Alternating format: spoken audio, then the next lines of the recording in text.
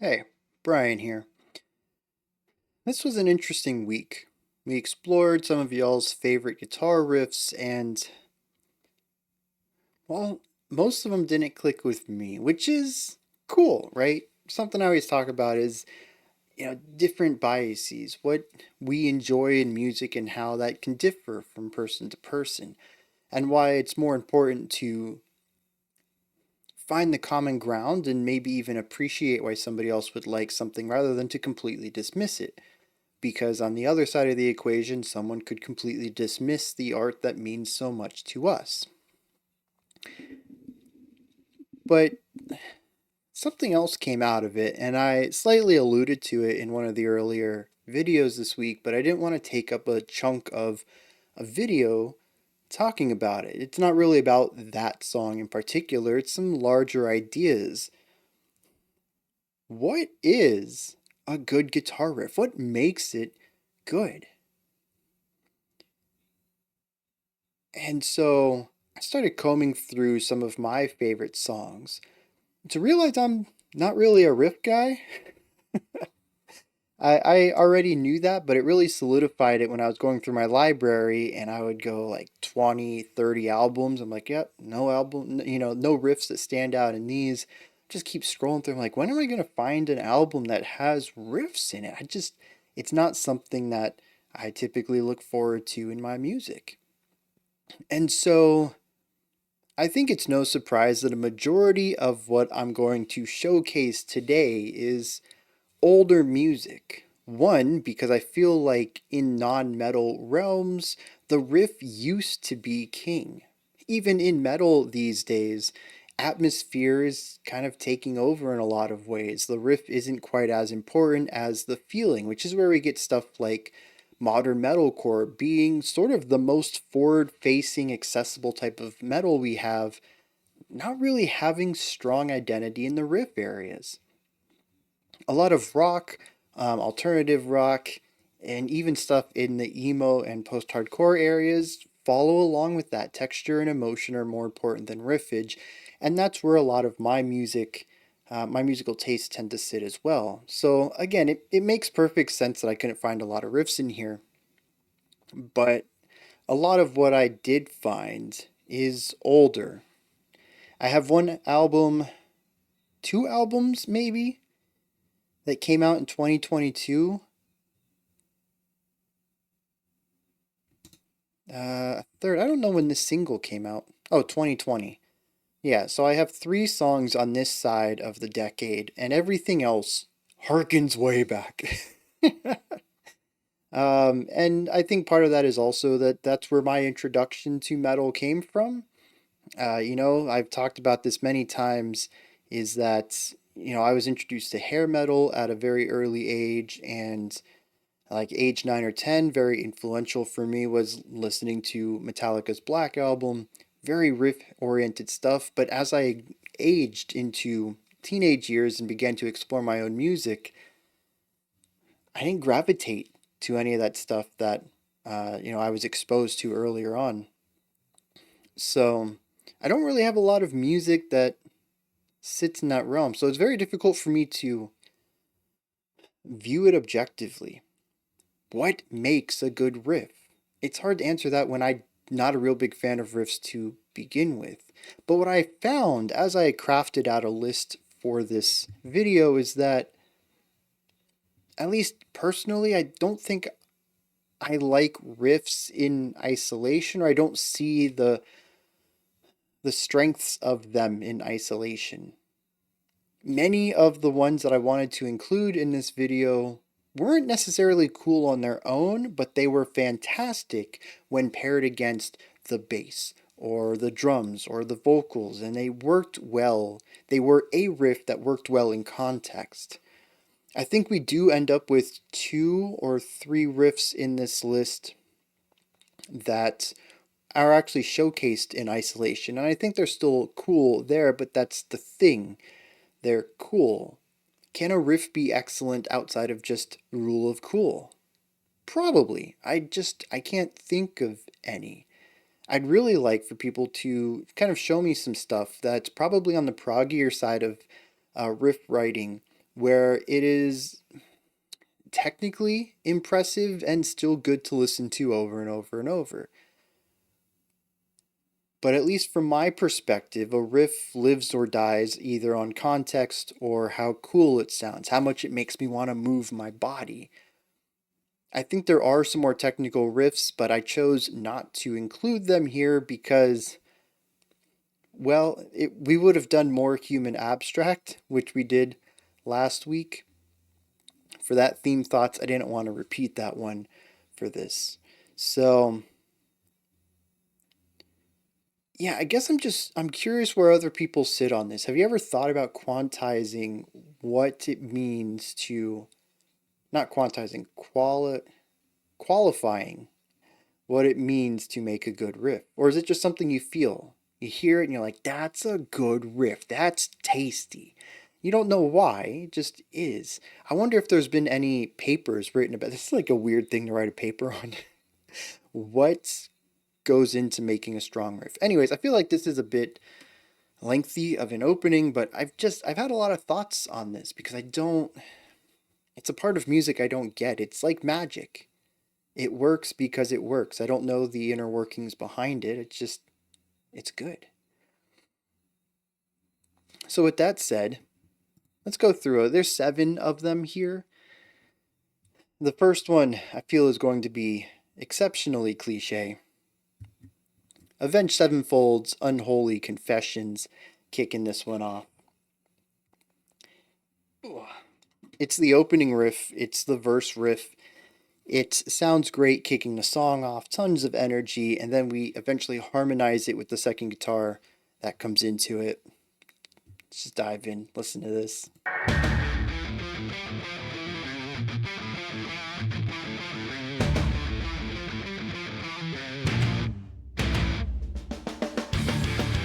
You get that harmony on it.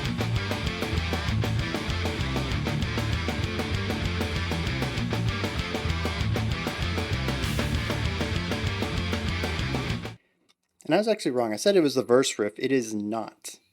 The verse is different. But they play it like 8 times or something, and I don't get tired of it despite there being no changes in our opening. To me, that's the sign of a good riff. I don't know what makes it so easy to listen to jam out with, but it does. Oh, man. Well, I guess we're just going to have that little thing. I forgot that I need my green screen up if I'm going to do the thing where I bring, YouTube videos down and stuff. Whatever. It's like a little glitch. The music galaxy is seeping into the real world. But yeah, that was the first thing that came to mind. When I heard that the theme for this week was going to be excellent guitar riffs, I was like, Unholy Confessions, the first thing that pops into my mind. I think it was one of the first guitar riffs I learned when I picked up a guitar. It's solid. Now the next one we have is Archspire. They had this show up. I love the way that they combined speed, technicality, and precision with a generally metal sound and introduction of Baroque harmonic devices. The one we're going to be looking at is actually a very cool element of Golden Mouth of Ruin. In the middle of the track, the guitars are throwing down something that's a bit more textural and rhythmic, while the vocalist is growling a lot, and the bass throws down this sick double hand tapping idea. And the cool thing is, it actually leads into the guitar picking it up right after this phrasing. And I think a lot of people say that this is a guitar riff, but the bass is the first one to play it. I just don't think a lot of people hear that. So we're going to check out Golden Mouth of Ruin here. And I got to skip ahead, so there might be a little bit at the beginning where we hear the start, but I'm going to push it forward to where this section actually starts.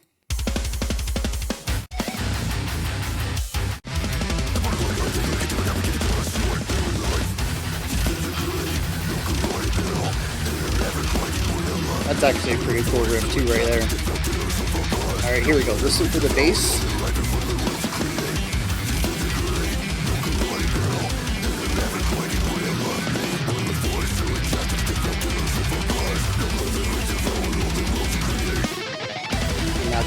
takes it.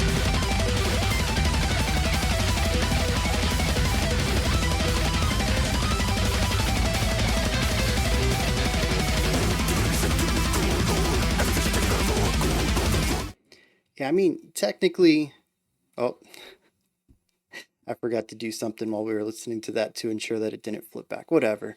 This one's just going to be like a real fun, low stakes video with a lot of issues with it. There's a lot of solid riffs in that track. In fact, Archspire is just, they're riff heavy. There's so many songs that even if all the riffs aren't great, just the sheer amount of them means that at least one in each track is going to be good. But I really love that one, particularly because it is technical, but it also harkens away from the metal vibes, introduces some classical harmonic devices to it. And my favorite part is it starts out on the bass, and it isn't simplified for the bass either. The bass plays the identical idea first setting it up. And I do find it to be a nice little Easter egg because it is done under a ton of noise. If you're not listening for it, it's really easy to miss it because the vocals get out of the way for the guitars to take the center stage with it. And I think it's easy to just say, oh, this is the guitar solo for this section. But yeah, no, it's not. The bass actually plays it first. And I think that's just a cool little idea. And it is just, it's like one of those moments where the jaw just dropped. You're like, dang. And the cool thing is there's a music video for that track. You go check it out and they actually showcase the bassist playing it. And it's just like, man, I wish I could play that. And then a guitarist does it and you're like, dang, I wish I could do that too. Now this takes us to our next one. I almost didn't include this one. I don't think it is a strong riff, and it's bass oriented, not guitar oriented. And as I mentioned earlier, it's one of those ones where I think the riff works best in context, not necessarily by itself.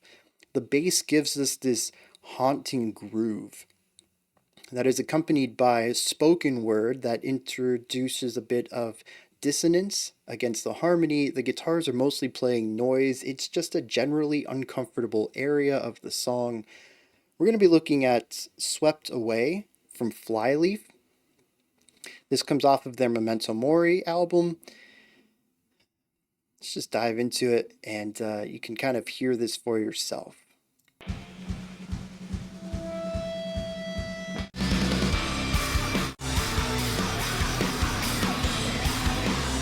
we're coming up to it. Right here. Wrapped in your classic voice, angelic in your syntax, demonic in your motive, your pretty eyes don't know that the water flowing from the well isn't fresh. It's just a really solid groove coming from the bass. Massive bass tone too.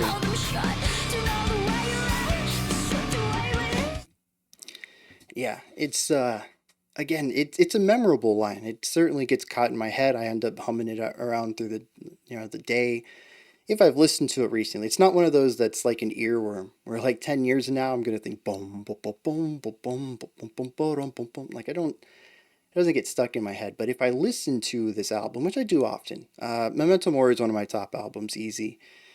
This is one of the bass lines that gets stuck in my head. I'll be thinking about it for a week or so. But again, I think it really stands out not because of the riff itself, but because of its context. It is a cool riff. It's awesome to have a bass-led section in a rock track, but it's not particularly intense or difficult to play, and its primary job is to push the track forward. It provides momentum where everything else is just existing. But it creates a strong groove against the drum part and the rhythmic elements of the vocals. And I think that it being this large sound creates, I think in any other context it wouldn't be as menacing as it is, but because you have all this noise in the background, it lends itself to having a darker interpretation of it. So again, I'm curious where people stand on something like this, where the riff itself isn't quite strong, but its context is, and that makes it memorable, even if the riff itself, by itself, isn't quite that.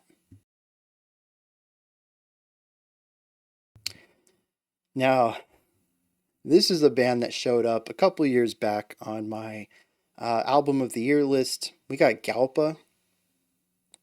This is a track sitting towards the end of the song called My Sister is a Very Angry Man, and it just has a really strong, bluesy, groovy rock idea going on that sits so well against the drums and the bass once they come in. I mean, that's just, you can listen to it for yourself. Let's do it, right? That's the whole point here. Tell me if you find this to be a pretty sick riff.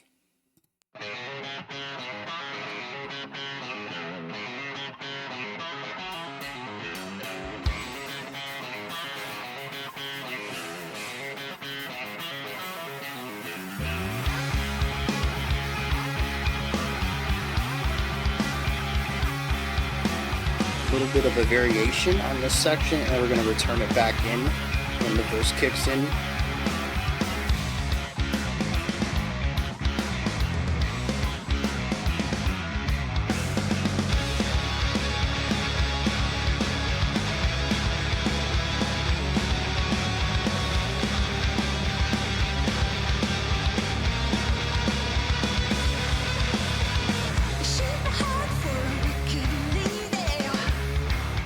Yeah, it goes through a couple different phases, but I think that the core of it is rather strong throughout every single iteration of it, that I can still call it a single riff.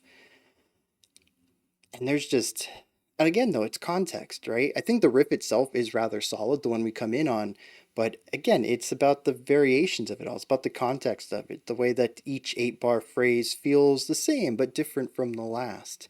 It's an evolution of an idea, and I guess from that angle, maybe it shouldn't have been included today, but it's just such a strong idea. And I think I'm a sucker for this type of bluesy guitar stuff. I've expressed that in the past as well. It's just, it just sounds so good. I think a little bit of it is the tone of the guitar too. If this had been done with a metal tone or a lighter like indie rock sound, it wouldn't be as good. And so that kind of leans into my understanding of what makes a riff good as well, is the tone of the instrument. All right, we got 2 more to go. 3 more to go. Geez, I thought we were further into this list. We got Godsmack here. Old Godsmack, Keep Away. You all probably already know this one. I'm just going to dive right into it. We check it out.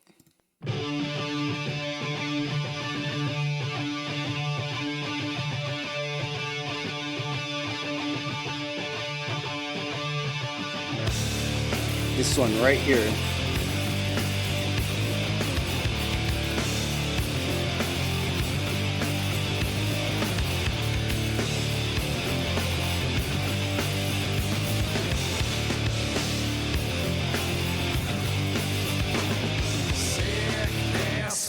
Little variation of it with some space during the verse.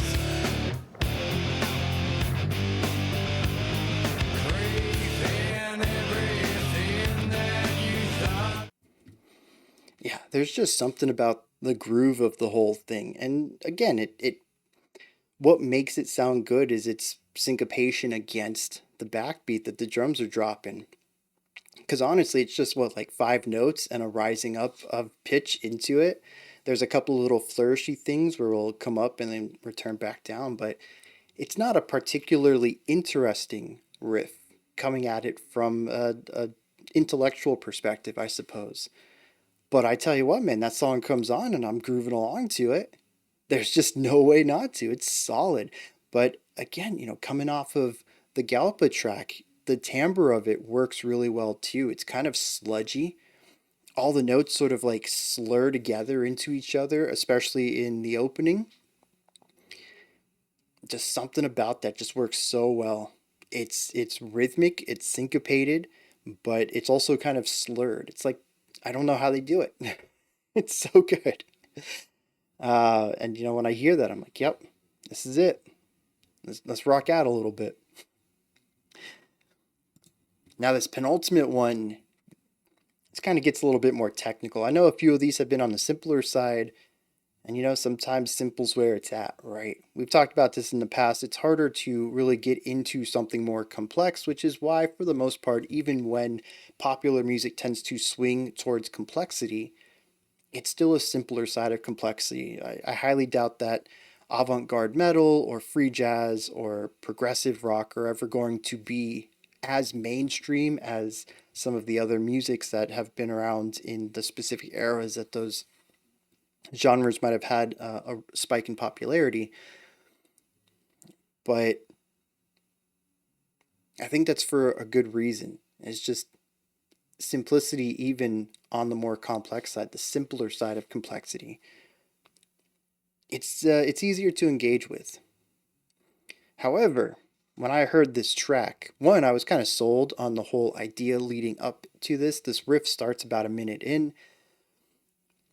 It is an entrancing introduction to the track, and when this riff kicks in, I knew I was in for a good time. It was just so good. What we're looking at is the single Mr. Magic from the group Reliqa. Yeah, it has a very theatric opening, but let's skip forward to the riff.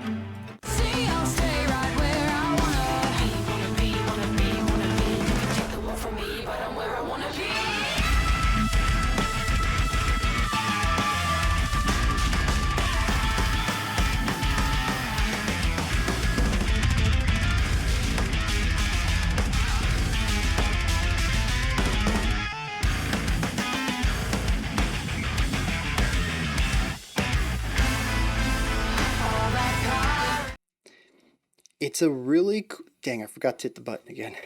It's a really cool midpoint between something a bit more chaotic and flowery, like you would expect from Polyphia or a lot of Zoomer rock going around these days, mixed with the heavier rhythmic side of djent. And so we do have these moments that focus on these tight syncopated rhythms, and then it juxtaposes them with these really beautiful melodic ideas. And we'll stick with one, and then we'll go to another. We'll bounce back and forth real quick, then we'll stick with one again. And it's like the flow of it works so well once you get a handle of it. This is totally a riff. I think the first time through, I might have called a bit disjointed, and it certainly can be. But as many of you mentioned, once you get a handle on what a band's doing, you start to see the flow of it. And I think this is one of those situations where something a bit more chaotic has ended up speaking to me. And then, of course, I think I'm really coming around to the idea that a strong riff is context. Because the back half of that riff, the second time we go through it, we introduce a brand new rhythmic thing in this the drum kit, particularly focusing on a China cymbal, I think it is. And it creates a very strong backbeat that we didn't have previously, which was primarily melodic drumming, which allows the syncopation to be displayed even stronger, to really feel the juxtaposition between the syncopated rhythms versus the static backbeat. And it works so good. And the harmonic qualities of it are phenomenal. It has a little bit of that metal rule of cool stuff in it too, but it's a bit more exploratory, looking at some jazzier concepts in there as well. It's just a real strong idea to me. I can't believe this video is already 23 minutes long. Let's wrap this up.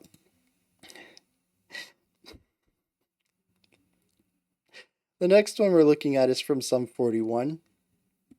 This comes off of their Chuck album. We're going to be looking at the song The Bitter End. This track has an incredibly memorable guitar line to it. And it starts off the song very strongly, and it's present throughout the song as well. When you hear it, it's just full of energy. It sounds good. I mean, if you've never heard this song before, I think you're in for a surprise, especially if you think you know who Sum 41 are. Let's click it with The Bitter End.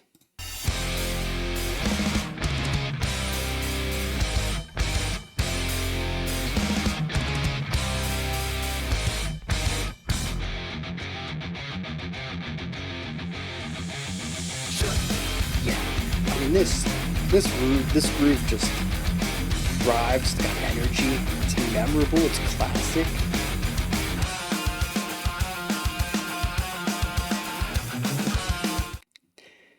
Yeah, I mean, you can't go wrong with that, right? That is just a solid... Okay, yeah, that one was a bit of a meme, but it is a really good riff, and of course it's not Sum 41's, it's Metallica's from the track Battery. Um, I'm waiting to see how many comments there are about that.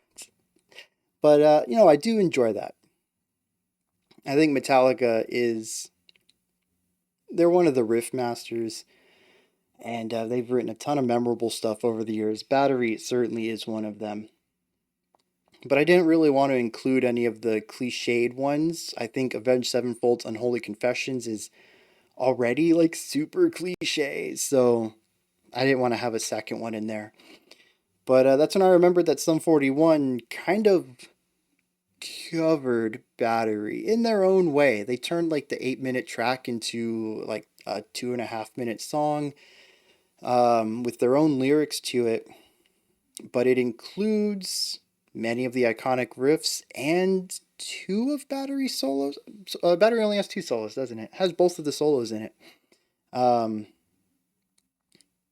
and I kind of find it phenomenal. Chuck is just a fantastic album, though. It is basically a massive love letter to everything that inspired Sum 41. You can find sections on it that are ripped straight out of Korn, Linkin Park, Papa Roach, Metallica. It is just a beautiful little album that's, like I said, it's a love letter to rock and metal of the 90s and early 2000s. And I think it's something I wish I could see more of. You don't really see homages like that. Usually it's a little tip of the hat in one song that features a little lick from another song or something like that. But this is a whole album that is like 60%, 70% Sum 41, and then 30 to 40% other bands. And I don't know, to me it's a nice way to show all the bands that led to the creation of this band and this album. And everybody stands on the shoulders of giants. Sometimes it's nice to show some appreciation for that, and that's what Chuck is, at least from my perspective on it. All right, those are 7 riffs that I found to be some of my favorite. It is wild that I really only found like 13 or so out of my, I don't know, 150, 200 album collection. I'm just not a riff guy, but there's sometimes they just absolutely click with me. Let me know some of your favorite riffs, though. Maybe it was one that we explored this week. Maybe it was one that you requested all week, really hoping I would get to. And what did you think of the ones I selected? Additionally, do you have any thoughts on the context of a riff? Is it something that stands out on its own? If the riff doesn't work by itself, is it really an iconic riff? Or is leaning on the context of a song actually a sign that the riff is really great? The fact that it works exceptionally within the context of the song itself. It doesn't need to stand on its own, it's part of the art. I'm still coming to terms with how to craft a fantastic riff, and hopefully some of y'all's insights will help with that. Those are my thoughts on riffs and stuff. Let me know yours. Y'all know the drill. Comment section has a link to Linktree in it. Takes you here. It doesn't take you here because I need the green screen to do that. But you can see these. Yeah, like, subscribe, and ring the bell. Yeah, this is real low stakes. This is just like Bryan fumbling on everything. Y'all get to see me at my lowest today. All right, so y'all take care. Have a fantastic rest of your day. Remember to be critical, not cynical, all that jazz. And, get stoked for Monday. We're going to be exploring something else. What are we doing? I don't even remember. It'll be fun, though. All right? Come back Monday at 5 p.m. Eastern Standard Time and listen to some cool music. That's how it is. Until next time, remember to be critical, not cynical. Whatever. Just, I'll catch you later.